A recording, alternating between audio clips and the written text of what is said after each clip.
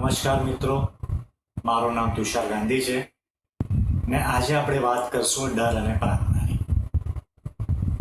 ડર શું છે? ડર એટલે આપણા જીવનમાં સામાજિક, આર્થિક કે માનસિક જે બી તકલીફો આવે એનાથી આપણે થાકી ગયા હોય, કંટાળી ગયા હોય, એમાંથી બહાર નીકળવાનો રસ્તો ગોતતા હોય ત્યારે આપણને એમ થાય કે ભાઈ ભગવાન આપણું કંઈક ભલું કરે ને આપણે પ્રાર્થના કરીએ. પ્રાર્થના કરીએ એટલે એ વખતે આપણે ભગવાન પાસે કંઈક બહાર નીકળવાનો રસ્તો જ માંગતા હોઈએ છીએ. આપણે એને પ્રાર્થના કહીએ છીએ, આજીજી કરીએ છીએ. અને પ્રાર્થના કરવી સારી છે કારણ કે એનાથી સકારાત્મક ઉર્જા એટલે કે પોઝિટિવ એનર્જી મળે છે. અને પોઝિટિવ એનર્જી એ કામ કરે છે કે એ તકલીફમાં આપણું માઇન્ડ એ સ્ટેબલ રાખે છે. એ સ્ટેબલ માઇન્ડથી આપણને બહાર નીકળવાનો રસ્તો દેખાય છે. એ રસ્તા પર જો આપણે આગળ વધશું તો કદાચ એમાંથી બહાર નીકળી શકશું એવું આપણે ધારી શકીએ. બીજી બાજુ પ્રાર્થના.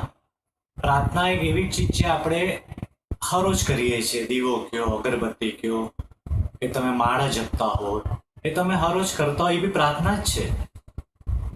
એ પ્રાર્થના તમારી રૂટીન થઈ ગઈ હોય એ સારી વાત છે. રૂટીન કરો એ કંઈ ખોટું નથી, પણ એમાં ખાસ એ ધ્યાન રાખવાનું કે એક દિવસ તમે દીવો અગરબત્તી ન કરી કે મંદિરમાં ન ગયા તો તમને મગજમાં એમ થશે કે આજે મારો દિવસ સારો નહીં જાય, આજે મેં પ્રાર્થના કરી નથી, તો એ ખોટું છે. કારણ કે ડર છે. તમે ભગવાનને ડરથી પૂજો છો, પ્યારથી નહીં. અને આ ડર તમને બહુ જીવનમાં આધ્યાત્મિક લેવલે કે માનસિક લેવલે શાંતિ આપી શકે એમ નથી. એટલે આપણે હંમેશા પ્રાર્થના કરતા હોઈએ તો ભગવાનની સાથે પ્રેમ કરવાનો, અને એ પ્રેમ કરશો, એ પ્રેમની પ્રાર્થના હશે તો તમને જીવનમાં ક્યારેય કોઈ ચીજની તકલીફ નહીં પડે. કારણ તમે કોઈ અપેક્ષા જ નથી રાખી. તમે ભગવાનને પ્રેમ કરો છો ને એને પ્રાર્થના કરો છો. પણ જ્યારે આપણે ડરથી પ્રાર્થના કરતા હોઈએ છીએ ત્યારે આપણે ગભરાઈએ છીએ કે ભગવાન મારું અહિત કરશે તો. એ જ મારો કહેવાનું છે આજે મેઇન પોઈન્ટ, કે ભગવાન ક્યારેય કોઈનું અહિત કરતો નથી. એ બધા માટે સારું જ વિચારતો હોય છે. એમની પાસે આપણા જીવનની આખી રીલ છે, પિક્ચર છે, એને ખબર છે ક્યાં શું કરવાનું છે, ત્યારે આપણને ખ્યાલ નથી. એટલે જે સમયે આપણી પાસે જે કરાવે છે એ આપણે શાંતિથી કર્યા કરવાનો, એમાંથી જ રસ્તો એ જ આપશે ને આપણે એમાંથી બહાર આવશું. આપણે ગોડ લવિંગ પર્સન બનવાનું છે, ગોડ ફિયરિંગ નહીં. ને હંમેશા યાદ રાખજો, આ તમારો એપ્રોચ લાઈફમાં ચેન્જ થશે, તમારી આખી લાઈફ ચેન્જ થઈ જશે એની મારી ગેરંટી છે.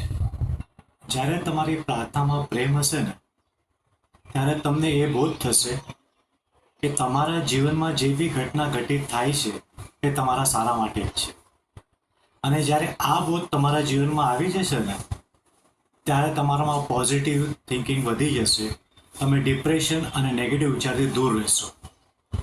એટલે આ ખાસ ધ્યાન રાખજો ને એ પોઝિટિવ થિંકિંગ તમને એ તકલીફમાંથી ચોક્કસ બહાર લાવશે. બસ આજે મેં વાંચ્યું, જે હું સમજ્યું હું શેર કરું છું. ને આઈ હોપ એ વીકમાં એક વખત આવો જ કે અલગ ટોપિક લઈને તમને મળતો રહીશ. ધન્યવાદ. Thank you.